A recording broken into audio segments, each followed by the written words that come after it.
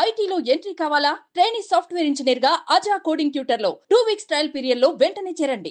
జై భారత్ పార్టీ అధ్యక్షులు అలాగే మాజీ సిబిఐ జేడి లక్ష్మీనారాయణ గారు, ఒక్కసారి ఆయనతో మాట్లాడదాం. మనతో ఉన్నారు ప్రస్తుతం. ఎందుకంటే అదానీ కేసు విషయంలో సార్ ఏం చెప్తారో ఆయన మాటలోనే ఇప్పుడు వినేద్దాం. సార్ నమస్తే. నమస్కారం. అదానీ కేసు చూస్తున్నాము. యుఎస్లో ఫండ్స్ రైజ్ చేసి వాటిని ఇక్కడ ఇల్లీగల్గా లంచాలు ఇచ్చారు అనేది కేసు రిజిస్టర్ అయింది. అక్కడ రిజిస్టర్ అయిన కేసులు అసలు ఏముండదు, అమెరికాలో కేసులు చాలా రిజిస్టర్ అయిన ఇంతకుముందు కూడా ఎవరు పట్టించుకోరని కొంతమంది అంటుంటే, లేదు అమెరికాలో చట్టాలు చాలా తీవ్రంగా ఉంటాయి, ఖచ్చితంగా కఠినమైన శిక్షలు అమలవుతాయి, నేను అరెస్ట్ తప్పదు అని చెప్పేసి కొంతమంది మాట్లాడుతున్నారు. మొత్తం డీటెయిల్స్ చెప్పండి సార్ అసలు దీనికి సంబంధించి. అంటే ముందుగా మనం భారతదేశం యొక్క ఎనర్జీ రిక్వైర్మెంట్ ప్రస్తుతం ఎంత ప్రొడ్యూస్ చేస్తున్నదని ఒక జస్ట్ ఒక 5 minutes. అలాగే సార్. భారతదేశంలో ప్రస్తుతం 4,52,000 మెగావాట్లు మనం ప్రొడ్యూస్ చేస్తున్నాం. దీన్ని 2030వ సంవత్సరానికి సుమారుగా 500 మెగావాట్లు, అంటే 5 లక్షల గిగావాట్లు అంటాం. ఒక గిగావాట్ అంటే 1000 మెగావాట్. అంటే 2030వ సంవత్సరానికి 500 గిగావాట్లు అంటే 5 లక్షల మెగావాట్లు ప్రొడ్యూస్ చేయాలన్నది. అందులో 50% రెన్యూవబుల్ ఎనర్జీ సోర్సెస్, అంటే సోలార్ కావచ్చు, విండ్ కావచ్చు, వీటి ద్వారా చేయాలన్నది ఒక సంకల్పం. దాంతో ఏమవుతుందంటే మనకు solar energy corporation of India అని ఒక దాన్ని ఏర్పాటు చేశారు 2010. దాన్ని సెకీ అంటారు, solar energy corporation of India. ఇది ఏం చేస్తుందంటే బేసిక్గా ఏ రాష్ట్రాల్లో ఎంతెంత డిమాండ్ ఉందన్నది కలెక్ట్ చేసి ఆ తర్వాత వాళ్ళు టెండర్స్ ఫ్లోట్ చేస్తారు. అంటే ఎవరైతే ఈ సోలార్ ఎనర్జీ సప్లై చేయగలరో అలాంటి వాళ్ళను టెండర్స్ పిలిచి వాళ్ళు ఏ రేట్కి ఇస్తారో కనుక్కొని దాన్ని బట్టి వాళ్ళకి టెండర్స్ ఇస్తుంటారు. ఇది సర్వసాధారణంగా భారతదేశంలో సోలార్ ఎనర్జీ కానీ విండ్ ఎనర్జీ కానీ దీని గురించి జరుగుతున్న ప్రక్రియ. సో ఇందులో ఏమైందంటే ఐ థింక్ 2019వ సంవత్సరంలో ఒక 12,000 మెగావాట్లు అంటే 12 గిగావాట్స్కి ఈ సెకీ అన్నది టెండర్స్ ఇచ్చింది. ఆ టెండర్స్ ఇస్తే అందులో 2 కంపెనీలు పార్టిసిపేట్ చేశారు. ఒకటిది వచ్చేసి Adani green energy limited, AGEL అంటారు. తర్వాత ఇంకోటి వచ్చేసి అజూర్, AZURE, అంటే ఇది యుఎస్ బేస్డ్ కంపెనీ, వాట్ల కంపెనీస్ నుంచి. సో ఇందులో అదానీకి 8 గిగావాట్లు, అజూర్ కంపెనీకి 4 గిగావాట్స్ వాళ్ళు శాంక్షన్ చేశారు. అంటే వాళ్ళు ఇచ్చిన దీన్ని బట్టి వీళ్ళు 8 గిగావాట్స్ వీళ్ళు ప్రొడ్యూస్ చేయాలి, వీళ్ళు 4 గిగావాట్స్. ఇదేంటంటే ఈ స్కీము కేవలం మీరు ప్రొడ్యూస్ చేసి, ఇప్పుడు ఏమవుతుందంటే మనం సోలార్ ఎనర్జీ తయారు చేసుకోవడానికి ఫోటో వోల్టాయిక్ సెల్స్ అని ఉంటాయి, మన వీటి మీద పెడుతుంటాం, మనం మిద్దెల మీద చిన్న చిన్న సెల్స్.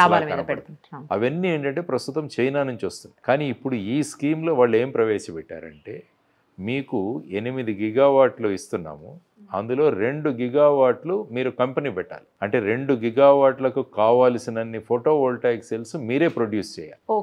అంటే అన్ని అక్కడి నుంచి తెచ్చుకోవడం కాదు. కాబట్టి మీరు ఇక్కడ పెడితే ఇక్కడ ఎంప్లాయ్మెంట్ వస్తుంది. ఆ విధంగా ఈ 8 గిగావాట్లు వీరికి, తర్వాత అజూర్ కంపెనీ కూడా 4 గిగావాట్లు, వాళ్ళు కూడా ఈ మ్యానుఫ్యాక్చరింగ్ ఫెసిలిటీ పెట్టాలి.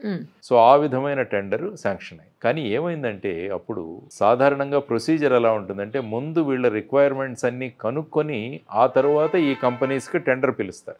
కానీ ఈ పర్టికులర్ దాంట్లో స్టేట్స్కి ఏం రిక్వైర్మెంట్ కావాలన్నది తెలుసుకోకుండా డైరెక్ట్గా వీళ్ళు ఈ 12 గిగావాట్లకు టెండర్ ప్రకటించి వీళ్ళిద్దరికీ ఇచ్చారు. సో వీళ్ళని ఏమంటారంటే పవర్ పర్చేజింగ్ అగ్రిమెంట్స్ అంటారు, PPAలు అంటారు. అంటే మీరు ఒక యూనిట్ ఎంతకు సప్లై చేయగలరు అన్నది పవర్ పర్చేజ్ అగ్రిమెంట్. ఇందులో చూస్తే ఐ థింక్ ₹2.54 అనుకుంటాను. వీళ్ళు ఒక్కొక్క యూనిట్ మేము 25 సంవత్సరాలకు సప్లై చేస్తాం. వీళ్ళ అగ్రిమెంట్ అయింది సెకీతో, అదానీ గ్రీన్ ఎనర్జీ లిమిటెడ్, తర్వాత వచ్చేసి ఈ అజూర్ కంపెనీ వాళ్ళ సబ్సిడరీస్తో అగ్రిమెంట్ అయింది. కానీ తర్వాత ఏమైంది, స్టేట్లు ఎవరు కొనడానికి రెడీగా లేరు. మామూలుగా ఎలా అవుతుందంటే స్టేట్లో జెన్కో అని ఉంటుంది, వాళ్ళు ఏం చేస్తారంటే జనరేట్ చేస్తారు. అంటే హైడ్రో ఎలక్ట్రిక్ ప్రాజెక్ట్ కావచ్చు, థర్మల్ కావచ్చు, వీళ్ళు జనరేట్ చేస్తారు. ప్రొడ్యూస్ అయిన ఎనర్జీని ట్రాన్స్కో అని ఇంకోటి ఉంటుంది, వాళ్ళు ఏం చేస్తారంటే ట్రాన్స్మిట్ చేస్తారు. అంటే ఫర్ ఎగ్జాంపుల్ కృష్ణపట్నంలో తయారైంది అనుకున్నాం, అక్కడ నుంచి జెన్కో దాన్ని ఏం చేస్తారంటే ట్రాన్స్కో వాళ్ళు సప్లై చేస్తారు. తర్వాత ఏం చేస్తారంటే డిస్ట్రిబ్యూటర్ కంపెనీస్ ఉంటాయి, డిస్కామ్లు అంటారు, డిస్ట్రిబ్యూటర్ కంపెనీ. వీళ్ళు ఏం చేస్తారంటే అందరికీ డిస్ట్రిబ్యూట్ చేస్తారు. సో ఇప్పుడు మ్యాక్సిమం డిమాండ్ ఎవరంటే డిస్కామ్లు ఇవ్వాలి, మాకు ఇంత డిమాండ్ ఉంది కాబట్టి స్టేట్ గవర్నమెంట్ మీరు కొనుక్కోండి. కానీ ఈ పర్టికులర్ కేసులో ఏమైందంటే వీళ్ళు సెకీ వాళ్ళు అదానీతోనూ వీళ్ళతోనూ అగ్రిమెంట్ చేసేసుకొని PPAలు చేసుకున్నారు. కానీ వీళ్ళది ఇంకా రాలేదు డిమాండ్స్. అప్పుడు ఏం చేశారంటే డిమాండ్స్ రాలేదని చెప్పి వీళ్ళు స్టేట్ గవర్నమెంట్లను అప్రోచ్ అవ్వడం మొదలుపెట్టారు. యాక్చువల్గా నేను చెప్పినట్టు రివర్స్ అవుతుంది. మాకు ఇంత రిక్వైర్మెంట్ ఉందంటే వాళ్ళు టెండర్, కానీ మొదట ఏం చేశారు, ఇందులో టెండర్ ఫ్లోట్ చేసేసారు. చేసిన తర్వాత వీళ్ళని అడగడం మొదలుపెట్టారు. వీళ్ళు మాకొద్దు, దీనికన్నా తక్కువ రేట్లో మాకు పవర్ వచ్చే ఆస్కారం ఉంటుంది కాబట్టి మేము అగ్రిమెంట్ చేసుకోమన్నా కూడా కొంతమంది అన్నారు. ఎందుకంటే గుజరాత్లో ఒక ప్రాంతంలో కేవలం ₹1.99 ఒక యూనిట్ ఇవ్వడానికి రెడీగా ఉన్నాయి కొన్ని కంపెనీలు, కానీ వీళ్ళు ₹2.54. అందువల్ల ఏమవుతుందంటే మేము మీకు బ్రైబ్స్ ఇస్తాము, మీరు అగ్రిమెంట్లు చేసుకోండి. సో దాని ద్వారా ఈ బ్రైబ్ అన్నది ఏదైతే ఉందో సుమారుగా 2029 కోట్లు, అందులో సుమారుగా ఒక 1700 కోట్లు ఇక్కడ ఆంధ్రప్రదేశ్లోకి వచ్చిందని. మిగతా 4 రాష్ట్రాలు ఒరిస్సా, తమిళనాడు, తర్వాత వచ్చేసి ఛత్తీస్గఢ్, ఆ తర్వాత జేఎండ్కే, వీళ్లకు సుమారుగా 680 కోట్లు అక్కడికి వెళ్ళిందన్నది ఆ యుఎస్లో ఏవైతే వాళ్ళు యుఎన్ జస్టిస్ డిపార్ట్మెంట్. కానీ తర్వాత ఏమైందంటే అక్కడ వీళ్ళు ఈ విధంగా పెద్ద ప్రాజెక్టు మాకు వచ్చింది కాబట్టి ఇన్వెస్టర్లు ఇన్వెస్ట్ చేయండి అని చెప్పేసి అక్కడ అడ్వర్టైజ్మెంట్స్ ఇచ్చారు. దాంతో ఏంటంటే యుఎస్ వాళ్ళు ఇన్వెస్ట్ చేయడం మొదలుపెట్టారు, వాళ్ళ బాండ్స్ కొనుక్కోవడం మొదలుపెట్టారు. అందువల్ల ఏమొచ్చిందంటే security and exchanges committee SEC అన్నది కూడా వచ్చింది. అక్కడ చట్టాలు ఉన్నాయి. ఒక చట్టం ఏంటంటే foreign officials non bribery act అని ఒకటి ఉంది. అంటే ఇటువంటి వాటిని చేసేటప్పుడు మీరు ఫారిన్ నేషనల్ వాళ్ళకి బ్రైబ్స్ ఇస్తే, అంటే లంచాలు ఇస్తే, అది ఈ చట్టానికి వ్యతిరేకం అని చెప్పి ఒక చట్టం. ఓకే. సో ఇందులో 2 విషయాలు ఉన్నాయి. ఒకటి వచ్చేసి ఈ విధంగా మీరు లంచాలు ఇవ్వడం అన్నది ఆ చట్టానికి వ్యతిరేకం కాబట్టి క్రిమినల్ యాక్షన్. ఈ విధంగా మీకు పెద్ద ప్రాజెక్ట్ వచ్చిందని చెప్పి మేము లంచాలు ఇచ్చామన్న దాన్ని మీరు దాచిపెట్టి మా US ఇన్వెస్టర్ల దగ్గర నుంచి మీరు డబ్బులు ఇన్వెస్ట్ చేయించుకున్నారు కాబట్టి వీళ్ళను మోసం చేశారన్నది ఒక సివిల్ సూట్. అది సెక్యూరిటీ ఎక్స్చేంజెస్ కమిషన్ వాళ్ళు వేసింది. కాబట్టి 2 సూట్లు నడుస్తున్నాయి అందులో 8 మంది మీద. అందులో ముఖ్యంగా గౌతమ్ అదాని, ఆ తర్వాత వరుణ్ అదాని అనే ఒకతను, తర్వాత వినీత్ జైన్ అని, ఇలా ఒక 8 మంది మీద ఈ సూట్స్ అన్నవి వేయడం జరిగింది. సో ఇది ప్రస్తుతం జరుగుతుంది. అందులో వాళ్ళు ముఖ్యంగా పేర్కొన్నది ఏంటంటే ఫారిన్ అఫీషియల్ అని ఒక కోట్ ఇచ్చారు. అందులో అది మీరు చదివానది, వాళ్ళు చేసిన ఛార్జ్షీట్ కానీ ఆ కంటెన్షన్ కానీ, అందులో ఆ ఫారిన్ అఫీషియల్ దాంట్లో he was occupying an important position from May 2019 to June 2024 of Andhra Pradesh అని ఇచ్చి పేరెవరిది మెన్షన్ చేయలేదు. కానీ ఒక దాంట్లో గౌతమ్ అదాని మెట్ then chief minister of Andhra Pradesh అన్నది కూడా రాసింది. సో ఇప్పుడు ప్రస్తుతం ఉన్నది ఏంటంటే ఈ సూట్స్ అక్కడ వేస్తున్నారు, దాని మీద జరుగుతుంది.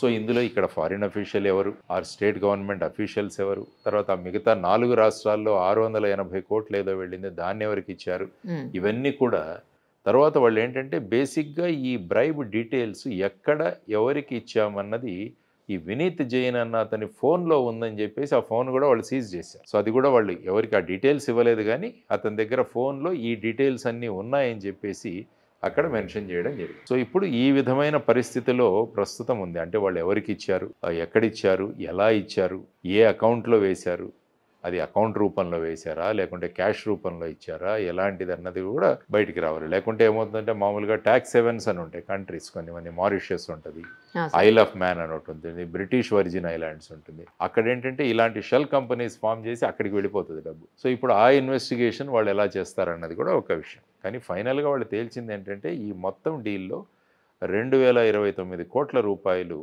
లంచాలుగా ఇవ్వడం జరిగింది. ఇదైతే కన్ఫర్మ్గా వాళ్ళు రాశారు. ఇందులో సుమారుగా 680 కోట్లు ఇక్కడ 1700 కోట్లు ఆంధ్రప్రదేశ్లో ఇచ్చింది. ఎందుకంటే ఆంధ్రప్రదేశ్లో సుమారుగా 7 గిగావాట్లకి ఇక్కడ అగ్రిమెంట్స్ అయ్యాయి, అంటే 7000 మెగావాట్లకి. అంటే యాక్చువల్గా ఇది ప్రపంచంలోని అతి పెద్ద కాంట్రాక్ట్. వీళ్ళకి ఇచ్చిన మొదట నేను చెప్పిన 12 గిగావాట్స్ అనేది ఇంతవరకు ఎప్పుడూ జరగలేదు. సో అలాంటిది జరిగింది. మరి సెకీ వాళ్ళ రోల్ ఏంటి, solar energy corporation of India వాళ్ళు ప్రొసీజర్ ఫాలో అయ్యారా? జనరల్గా ఇక్కడ డిమాండ్స్ వచ్చిన తర్వాత అక్కడ అగ్రిమెంట్ అవ్వాలి, కానీ ముందే ఇచ్చేసి మా దగ్గరికి ఎవరు రావట్లేదని వీళ్ళకు చెబితే వీళ్ళు వెళ్ళడం అది ఎప్పుడు జరగదు మామూలు. ఎందుకంటే నేను స్టేట్, ఫర్ ఎగ్జాంపుల్ ఆంధ్రప్రదేశ్, నాకు 6000 మెగావాట్లు కావాలి, నేను నా డిమాండ్ సెకీకి పంపిస్తాను. ఇలా అన్ని రాష్ట్రాల నుంచి వచ్చిన తర్వాత సెకీ వాళ్ళు టెండర్ వేస్తారు, మాకు టోటల్గా భారతదేశంలో 12,000 మెగావాట్లు కావాలి కాబట్టి మీరు మీ టెండర్స్ వేయండి అని.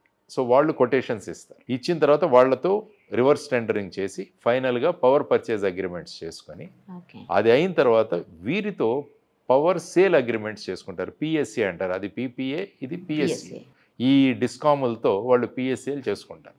కానీ ఇక్కడ ఏమైందంటే రివర్స్ వెళ్ళాం. ఫైనల్గా వీళ్ళు అసలు ఎవరు కూడా పిఎస్ఏలు చేసుకోవడానికి రాము అన్నప్పుడు మరి వీళ్ళనే పంపించారు. మీరు వెళ్ళి కన్విన్స్ చేయండి వీళ్ళని అంటే వీళ్ళు వచ్చి కన్విన్స్ మేము డబ్బులు ఇస్తాం మీరు అగ్రిమెంట్స్ చేసుకోవడన్న రీతిలో ఇది జరిగినట్టు ఆ కథనం చదువుతుంటే మనకు అనిపిస్తుంది. సో ఆ తర్వాత మీరు అన్నారు అమెరికాలో అనేక కేసులు ఇలాగే అవుతుంటాయి కానీ వాటిలో పెద్దగా ఇవి అవ్వవు అని చూస్తే మీరు యాక్చువల్గా 2024లో చూస్తే నితిన్ వట్స్ అని ఒక అతను ఏంటంటే మార్బుల్ గ్రానైట్ కాంట్రాక్టర్.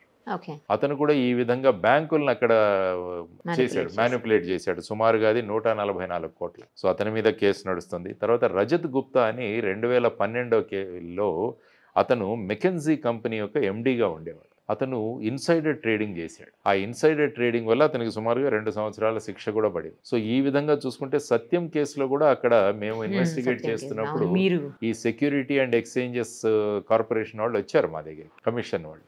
మన సెబీ లాగా అక్కడ ఎస్సీసీ ఉంటుంది, ఇక్కడ security exchange board of India లాగా అక్కడ సెక్యూరిటీ అండ్ ఎక్స్చేంజెస్ కమిషన్ ఉంటుంది. వాళ్ళు కూడా వచ్చారు మా దగ్గరికి. వచ్చి వాళ్ళందరూ కూడా అక్కడ, ఎందుకంటే అక్కడ న్యూయార్క్ స్టాక్ ఎక్స్చేంజ్లో కూడా సత్యం లిస్ట్ అయింది. సో అక్కడ కూడా చాలామంది ఇన్వెస్ట్మెంట్లు చేశారు. ఏడిఆర్స్ అని ఉంటాయి అక్కడ, అమెరికన్ డిపాజిటరీ రిసీట్స్ అని ఉంటాయి. అవి కొనుక్కున్నారు చాలామంది బాండ్స్ లాగా. కానీ ఫైనల్గా అది సెటిల్మెంట్లో అది సెటిల్ చేశారు వాళ్ళు. కాబట్టి అది ఒక క్రిమినల్ కేసు అలాంటిది ఏం అవ్వలేదు, ఫైనల్గా సెటిల్మెంట్ అయింది. సో ఆ విధమైన ప్రక్రియ ఇంతకుముందు నేను చెప్పినట్టు ఒక 4-5 మీద ఈ విధంగా కూడా కేసులు జరిగాయి. అంటే ఇప్పుడు ఫైనల్గా ఈ కేసులు ఎలా ముందుకు వెళతాయి, తర్వాత వీళ్ళు ఇన్వాల్వ్ అయిన వాళ్ళు ఎవరు, ఆ తర్వాత వాళ్లను మళ్ళా అక్కడి ప్రాసెస్లో తీసుకురావాలంటే సంబంధిత దేశం నుంచి ఎక్స్ట్రాడేట్ చేయాలి. అంటే ఒక దేశం యొక్క వ్యక్తి, ఒక దేశానికి చెందిన నాగరికుడు వాళ్ళ దేశంలో కనుక అఫెన్స్ చేస్తే ఆ మనిషి మీద అక్కడ ట్రయల్ చేయాలంటే ఇప్పుడు ఇక్కడి నుంచి ఆ వ్యక్తిని తీసుకువెళ్ళాలి. ఆ తీసుకువెళ్ళడానికి ఎక్స్ట్రాడిషన్ యాక్ట్ అని ఒకటి ఉంది. ఇప్పుడు అందులోనే ప్రయత్నిస్తున్నారు. ఈ లారెన్స్ బిష్నోయ్ తమ్ముడు అన్మోల్ బిష్నోయ్ అని అతన్ని తీసుకురావడానికి ఇప్పుడు ఎన్ఐఏ అక్కడి నుంచి తీసుకురావడానికి బాంబే పోలీస్ అక్కడి నుంచి తీసుకురావడానికి ప్రకటిస్తాం. కానీ నాకు అసైలం ఇవ్వండి అని చెప్పి అతను అక్కడ కోరుకుంటున్నాడు. ఇది ప్రస్తుతం జరుగుతుంది. ఫర్ ఎగ్జాంపుల్ అబూ సలేం, మోనికా బేడి, వీళ్ళిద్దరు కూడా ఇక్కడ పాస్పోర్ట్ ఫ్రాడ్, తర్వాత అతను బాంబ్ బ్లాస్ట్లో ఉన్నాడని పోర్చుగల్ నుంచి లిస్బన్ నుంచి అతన్ని ఎక్స్ట్రాడేట్ చేసి తీసుకొచ్చాము ఇక్కడికి సిబిఐలో ఉండగా. మోనికా బేడి వాళ్ళిద్దరిని తీసుకుని ఇక్కడ వాళ్ళకి తీసుకొచ్చారు. సో ఆ విధంగా ఆ దేశం నుంచి తీసుకురావాలి. కానీ కొన్ని దేశాలు ఇవ్వకపోవచ్చు వాళ్ళు. ఫర్ ఎగ్జాంపుల్ ఇక్కడ వోక్స్ వ్యాగన్ కేసులో ఇన్వెస్టిగేట్ చేస్తున్నప్పుడు ఇక్కడ హెల్ముత్ సూస్టర్ అనే ఒకతను రోమ్కు చెందిన వ్యక్తి, ఇటలీ. అతను ఇక్కడ వచ్చి వీళ్ళందరినీ మోసం చేశాడు. కాబట్టి అతన్ని ఇక్కడికి తీసుకురావడానికి మేము 10 రోజులు క్యాంప్ చేసాం రోమ్లో వెళ్ళి. అక్కడ కోర్టులో వెళ్ళి వాదనలు వినిపించాం. కానీ ఏంటంటే మా దేశం సిటిజన్ కాబట్టి ఇది ఇక్కడ పెద్ద క్రైమ్ కాదు కాబట్టి మేము ఇవ్వము అన్నారు. ఇవ్వలేదా సార్? ఇవ్వలేదు వాళ్ళు. మేము ఎంత ప్రయత్నించామంటే దానికోసం వాళ్ళు ఏమంటారంటే చీటింగ్ ఇక్కడంతా కాంపౌండబుల్ కేసు కాబట్టి మేము ఇవ్వము అన్నారు. సో ఈ ఎక్స్ట్రాడిషన్లో కూడా కొన్ని దేశాలు, ఫర్ ఎగ్జాంపుల్ ఇప్పుడు దావూద్ ఇబ్రహీం గాని చేస్తున్నారు. ఫర్ ఎగ్జాంపుల్ ఇప్పుడు లలిత్ మోడీ, తర్వాత మేహుల్ చోక్సీ, నీరవ్ మోడీ, విజయ్ మాల్యా, వీళ్ళందరినీ కూడా వాళ్ళు యూకేలో ఉన్నారు. వాళ్ళని తీసుకురావడానికి మనం ప్రయత్నం చేస్తున్నాం. కానీ అక్కడ చట్టాలు ఏంటంటే వాళ్లకు అవకాశం ఇస్తున్నాయి పై కోర్టుకు అప్పీల్ చేసుకోవడం. కాబట్టి ఒక వ్యక్తిని తీసుకొచ్చి ఆ వ్యక్తిని ఇక్కడ తీసుకొచ్చి అతని మీద చేయడం అన్నది కూడా అంత సులభమైన విషయం కాదు మనకు జరిగే. కాబట్టి ఇప్పుడు ప్రస్తుతం మనకి ఈ విధమైన ఛార్జెస్ ఉన్నాయి వీళ్ళ మీద. వీళ్ళని ఏం చేస్తారు అన్నది ఆ కోర్టులు నిర్ణయిస్తాయన్నమాట. ఇప్పుడు ఒకవేళ సార్ తన కనుక తీసుకువెళ్ళారు అనుకుందాము, ఇతను ఎవరెవరికైతే బ్రైబ్ చేశాడు, ఇప్పుడు రాష్ట్రాల ఆఫీసర్స్కి చేశాడా లేకపోతే డైరెక్ట్ సీఎంలకే చేశాడో తెలియదు. అదంతా ఇన్వెస్టిగేషన్ చేయాలన్నా వాళ్ళు రావాలి కదా ఇక్కడికి, ఇన్వెస్టిగేషన్ చేయాల్సిందే. టీంలు మామూలుగా రావచ్చు, ఇన్వెస్టిగేషన్ చేస్తాయి. ఇన్వెస్టిగేషన్ ఫారిన్ కంట్రీలో చేయడానికి 2 వ్యవస్థలు. ఒకటి వచ్చేసి ఆ ఇన్వెస్టిగేటింగ్ ఏజెన్సీస్ అక్కడ ఆ దేశం పర్మిషన్ ఇస్తే అక్కడికి వెళ్ళవచ్చు. ఓకే. లేకుంటే ఏంటంటే లెటర్ రిగాటరీ అని ఒక సిస్టమ్. అంటే ఏం చేస్తామంటే ఇక్కడి కోర్టుల ద్వారా మనకి ఏమేం కావాలి అన్నది ఇక్కడి కోర్టుకు రాస్తాం. ఈ కోర్టు వాళ్ళు ఆ లెటర్ ఆఫ్ రిగాటరీ అంటారు. దాన్ని ఏం చేస్తారంటే ఆ దేశానికి కోర్టుకు పంపిస్తారు. ఆ దేశం కోర్టు ఆ దేశం పోలీసులకు ఇస్తారు. ఓకే. వాళ్ళు మనం ఏ పాయింట్లో ఇన్వెస్టిగేట్ చేయాలో అది వాళ్ళు ఇన్వెస్టిగేట్ చేసి దాన్ని అక్కడ కోర్టుకు సబ్మిట్ చేస్తే అక్కడి కోర్టు ఈ కోర్టుకి సబ్మిట్ చేసి ఇక్కడ ఇస్తారు. దాన్ని ఎల్ఆర్స్ అంటాం మామూలుగా. ఎల్ఆర్ ప్రొసీజర్, లెటర్ ఆఫ్ రిగాటరీ అని అదొక ప్రొసీజర్. సో కొన్ని మేము ఫర్ ఎగ్జాంపుల్ సత్యం కేసులో మారిషస్కి వెళ్ళాము ఇన్వెస్టిగేట్ చేయడానికి. అక్కడ మారిషస్ వాళ్ళు ఒప్పుకున్నారు మమ్మల్ని రావడానికి. అక్కడికి వెళ్ళి కొంత ఇన్వెస్టిగేషన్ అక్కడ చేసుకోవచ్చు. కొన్ని దేశాలు ఒప్పుకోవు కాబట్టి ఈ ఎల్ఆర్ ప్రొసీజర్ కూడా మనం చేస్తాం. ఎందుకంటే ముఖ్యంగా ఈ ట్యాక్స్ హేవెన్ కంట్రీస్ అని ఉంటాయి.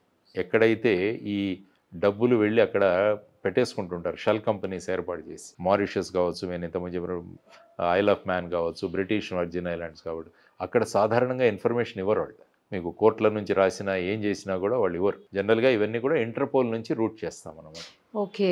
సో ఇప్పుడు కావాలంటే అక్కడ ఉన్న FBI ఏదైతే ఏజెన్సీ ఉందో, ఇంకొక ఛార్జ్ దాంట్లో చదువుతుంటే తెలిసింది ఏంటంటే, వీళ్ళు ఈ ఇన్వెస్టిగేషన్ అవ్వకుండా కూడా అడ్డుకోవడానికి కూడా ప్రయత్నం చేశారని ఒక ఛార్జ్ ఉంది వీళ్ళ మీద. ఈ గౌతమ్ అదాని, మిగతా ఈ వినీత్ జైన్, తర్వాత వచ్చేసి ఇంకొక ఈ అదాని వాళ్ళ నెఫ్యూ, వీళ్ళందరూ కూడా అడ్డుకున్నారన్నది ఒకటి అలిగేషన్. సో ఈ విధమైన అలిగేషన్స్లో మరి ఏ విధంగా ఈ కేసు ముందుకు వెళుతుందన్నది వేసి చూడాల్సిన అంశం. సార్ ఇప్పుడు ఒకవేళ అంతా ఇన్వెస్టిగేషన్ ప్రాపర్గానే అయింది అనుకుందాం సార్, చాలా టైం టేకింగ్ ప్రాసెస్ నాకు అర్థమైంది. అంత అయిన తర్వాత కూడా ఒకవేళ నిజంగా ఇక్కడ సీఎంసో లేకపోతే ఇక్కడ అఫీషియల్స్ ఏమైనా ఇన్వాల్వ్మెంట్ ఉంది అని తెలిస్తే మళ్ళీ వీళ్ళ మీద కూడా కేసు బుక్ అవుతుంది అక్కడ? ఆ కేసులోనే వీళ్ళని తీసుకుంటారు కదా, అదే ఆ కేసులోనే అక్యూజ్డ్ గా తీసుకుంటారు. అంటే ఇప్పుడు ఏంటంటే ఈ బ్రైబ్ ఎక్కడ ఇవ్వబడడం జరిగిందన్నది చూడాలి. అంటే జ్యూరిస్డిక్షన్ ఒక ప్రశ్న వస్తుంది అన్నమాట. అదే అందుకోసం అడిగాను సార్. అంటే ఇప్పుడు వీళ్ళ అకౌంట్లో ఇక్కడ వచ్చాయా, అంటే ఈ ట్రాన్సాక్షన్ అన్నది ఎక్కడ జరిగింది, ఇవన్నీ కూడా. అంటే భారతదేశంలో ఇది జరిగిందని మరి అక్కడ ఉన్న ఎవిడెన్స్ తీసుకొని మనం ఇక్కడ ఏదైనా కేసు కట్టొచ్చా అన్నది కూడా చూడాల్సిన అంశం. సో ఆ విధంగా, ఎందుకంటే ఆ బ్రైబరీ అన్నది ఇక్కడ జరిగింది కాబట్టి ఈ విధంగా ఇంపార్టెంట్ పీపుల్ ఎవరైతే ఉన్నారో, ముఖ్యమైన వ్యక్తులు ఎవరైతే ఉన్నారో, వారు ఈ విధంగా దీన్ని క్రిమినల్ మిస్కాండక్ట్ అంటాం, ప్రివెన్షన్ ఆఫ్ కరప్షన్ యాక్ట్లో, ఈ విధంగా స్వలాభం కోసం ఈ విధంగా అనుకున్న రేట్ కన్నా ఎక్కువ అమ్మడం, లేకుంటే వాళ్ళ దగ్గర బ్రైబ్స్ తీసుకొని మనకు అవసరం లేకున్నా కూడా అగ్రిమెంట్స్ చేసుకోవడం, ఇంకా తక్కువ రేట్లో ఎక్కడైనా ఎనర్జీ దొరుకుతున్నా కూడా దాన్ని తీసుకోకుండా ఎక్కువ రేట్లో వీళ్ళ దగ్గరే తీసుకోవడం వల్ల ఇంత డబ్బు ప్రభుత్వ ఖజానాకు నష్టం వచ్చింది. అంతే కదా. నాకు ₹2 ఒక చోట వస్తుంటే నేను అక్కడ కాకుండా ₹2.5 ఎక్కడైనా తీసుకుంటే మరి నేను ఇక్కడ అనవసరంగా ప్రభుత్వ ఖజానా నుంచి అనవసరంగా నష్టం చేశాను కదా, మరి ప్రభుత్వ ఖజానాకు అది కూడా కేసు అవుతుంది. సో ఇప్పుడు వాళ్ళ దగ్గర నుంచి వచ్చిన ఈ విషయాలు ఏవైతే చూసుకొని మరి ఇక్కడ వాళ్ళు వర్కౌట్ చేయాలి, మరి ఎక్కడెక్కడ అయింది. ఎందుకంటే 4-5 రాష్ట్రాలు ఉన్నాయి. అవును సార్, 4 రాష్ట్రాలు. వాళ్ళు ఎవరెవరు ఇన్వాల్వ్ అయినారు, వాళ్ళది ఏంటి ఇక్కడ భూమిక అన్నది కూడా చూడాలి. సో ఈ విధమైన పరిస్థితుల్లో ప్రస్తుతం ఇంకా ప్రిలిమినరీ ఇన్ఫర్మేషన్ వస్తుంది. ఈరోజు న్యూస్ పేపర్స్లో ఆర్టికల్స్ చాలా వచ్చాయి. తర్వాత వెబ్సైట్స్లోకి వెళితే మొత్తం వీళ్ళ టోటల్ ఛార్జ్ షీట్ లాంటిదే మనకు కనపడుతుంది. అవును సార్. అటు SEC వాళ్ళు వేసింది, తర్వాత డిపార్ట్మెంట్ ఆఫ్ జస్టిస్ వాళ్ళు వేసింది, ఇవి రెండు కూడా కనపడుతున్నాయి. ఇప్పుడు ఇన్వెస్టిగేషన్ తర్వాతే అరెస్ట్ చేస్తారా సార్? ముందే దీన్ని బేస్ చేసుకుని అరెస్ట్ చేసే అవకాశాలు ఉంటాయా? అంటే ఏంటంటే వాళ్ళ దగ్గర నుంచి ఏదైనా మనకు సమాచారం రాబట్టాలి అంటే వాళ్ళని అరెస్ట్ చేయొచ్చు. అరెస్ట్ చేసే సందర్భంలో వాళ్ళ దగ్గర నుంచి ఇన్ఫర్మేషన్ రాబట్టాలి అన్నది, లేకుంటే కోర్టుకి డైరెక్ట్గా ఛార్జ్ షీట్ ప్రొడ్యూస్ చేసి వాళ్ళకి కోర్టులో పిలిచి అక్కడ ట్రయల్ నడపచ్చు. అలా కూడా ఓకే సార్, ఓకే. అసలు అరెస్టే లేకుండా ఎందుకంటే ఇది మొత్తం కూడా డాక్యుమెంట్స్ రూపంలో ఉందని వాళ్ళు అంటున్నారు. ఎందుకంటే ఇప్పుడు ఏది చూసినా కూడా సికి వాళ్ళు ఇచ్చిన టెండరు, ఆ తర్వాత టెండర్లో పార్టిసిపేషను, ఆ తర్వాత వచ్చేసి వీళ్ళకి ఇచ్చిన PPA, ఆ తర్వాత స్టేట్స్ సికితో చేసుకున్న PSA, పవర్ సేల్ అగ్రిమెంట్స్, అవన్నీ కూడా పేపర్ మీద దొరుకుతాయి, మనకి ఎక్కడా లేదు.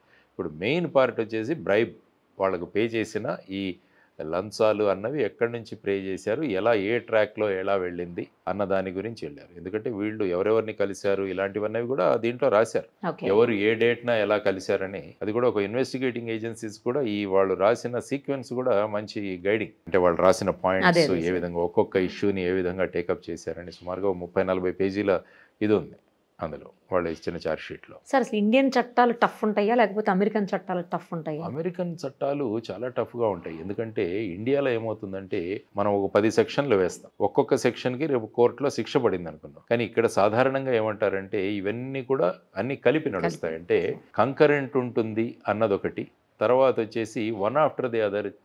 అంటే అమెరికాలో ఎలా ఉంటుందంటే దీనికి 5 సంవత్సరాల శిక్ష అయితే ఈ 5 సంవత్సరాల శిక్ష తర్వాత ఈ 7 సంవత్సరాల శిక్ష, 8 సంవత్సరాలు, అలా మీరు చూసుకుంటే కొన్ని కేసుల్లో 100 సంవత్సరాల శిక్షలు కూడా పడిన కేసులు ఉన్నాయి అమెరికాలో. సో ఆ విధంగా ఫైనల్గా అక్కడ ఉన్న జడ్జి, ఆ తర్వాత అక్కడ కూడా అప్పీల్ ఉంటుంది, పై కోర్టు, తర్వాత ఫైనల్గా ఫెడరల్ కోర్ట్స్, ఇవన్నీ తీసుకొని వాళ్ళ నిర్ణయం. ముందు ఇక్కడ ఇది ఛార్జ్ షీట్, దాని తర్వాత ట్రయల్ నడవాలి. ఎందుకంటే దీంట్లో గౌతమ్ అదాని గారు ఏమన్నారంటే ఇటువంటిది ఏది జరగలేదు, దీంట్లో ఏమాత్రం తథ్యం లేదు అని వాళ్ళు కూడా ప్రెస్ నోట్ ఇష్యూ ఇచ్చారు. కాబట్టి అక్కడ అమెరికాలో జరిగినా ఏది జరిగినా కూడా అందరికీ వాళ్ళకి ఛాన్స్ ఇస్తారు. ఇవి పోలీస్ ఇన్వెస్టిగేషన్లో కానీ SEC ఎంక్వైరీలో కానీ తేలిన అంశాలు. మీరు ఏం చెబుతారు అన్నది కూడా వాళ్ళని అడుగుతారు.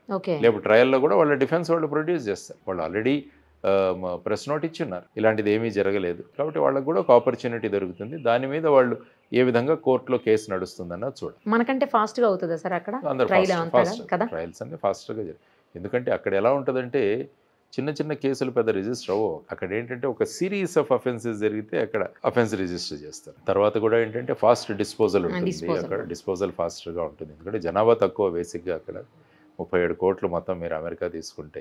కొంచెం మన మీద క్రైమ్స్ కూడా తక్కువే అంటారు సార్. మరి క్రైమ్స్ అక్కడ బేసిక్గా ఏంటంటే క్రైమ్స్ అన్నవి తక్కువగానే అక్కడ మెయిన్గా అమెరికాను పట్టి పీడిస్తున్నది ఏంటంటే వెపన్ కల్చర్, గన్ కల్చర్. ఇప్పుడు చూడండి, మీరు ప్రతి 15 రోజులకి ఏదో ఒక యూనివర్సిటీలోనో, స్కూల్లోనో, మాల్లోనో, రెస్టారెంట్లోనో ఎవరో వచ్చి ఫైర్ చేశారు, లేదంటే వాళ్ళు కాల్చుకుంటే అలాంటివి చాలా. ఎందుకంటే గన్ కల్చర్ చాలా ఎక్కువ ఉంటుంది. ఎందుకంటే వెపన్స్ ఈజీగా దొరుకుతాయి మీకు అక్కడ. సో వాటిని కొనుక్కోవచ్చు, మీరు పెట్టుకోవచ్చు. ఇవన్నీ మనలాగా కాదు. డొనాల్డ్ ట్రంప్ ఆయన క్యాంపెయినింగ్ చేస్తున్నప్పుడే కూడా 2-3 సార్లు, ఒకసారి కాల్చారు, తర్వాత ఇంకొక వ్యక్తి వెపన్తో దొరికాడు. ఇవన్నీ కూడా అంటే వెపన్స్ తీసుకెళ్లడం అన్నది చాలా సర్వసాధారణంగా జరుగుతుంది. అంటే అక్కడ ఏమంటారంటే ఇంత పెద్ద విశాలమైన భూభాగంలో ప్రతి ఒక్కరికి స్టేట్ అన్నది సెక్యూరిటీ ఇవ్వలేదు, కాబట్టి గన్స్ ఫ్రీగా పెడదాం, వాళ్ళ సెక్యూరిటీ వాళ్ళే చూసుకుంటున్నారు అన్నది వాళ్ళ అభిప్రాయం. అదే మన దేశంలో అయితే ఎవరికైనా వెపన్ లైసెన్స్ ఇవ్వడానికి చాలా ఆలోచన చాలా ఉంటుంది. కాబట్టి చాలా ప్రాసెస్ ఉంటుంది. కాబట్టి అక్కడ ఏంటంటే ఆ గన్ కల్చర్ అనేది చాలా ఎక్కువగా ఉంటుంది. మార్కెట్లో మీరు షాప్కి వెళ్ళి కొనుక్కోవచ్చు వెపన్స్, మామూలుగా మనం మాల్కి వెళ్ళినట్టు అక్కడికి వెళ్ళి weapons groceries కొనుక్కున్నట్టు.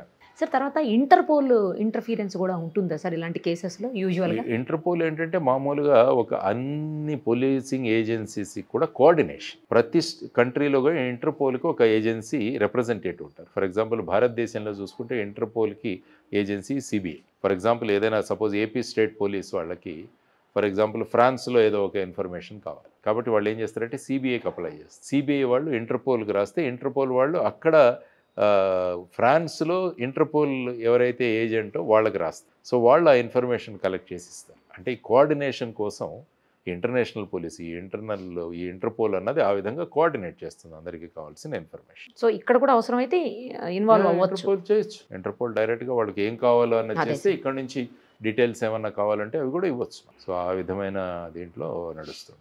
Thank you sir, thank you so much. నమస్కారం. సుమన్ టీవీలో మీ పర్సనల్ అండ్ బిజినెస్ ప్రమోషన్స్ కోసం కింది నెంబర్కి కాంటాక్ట్ చేయండి.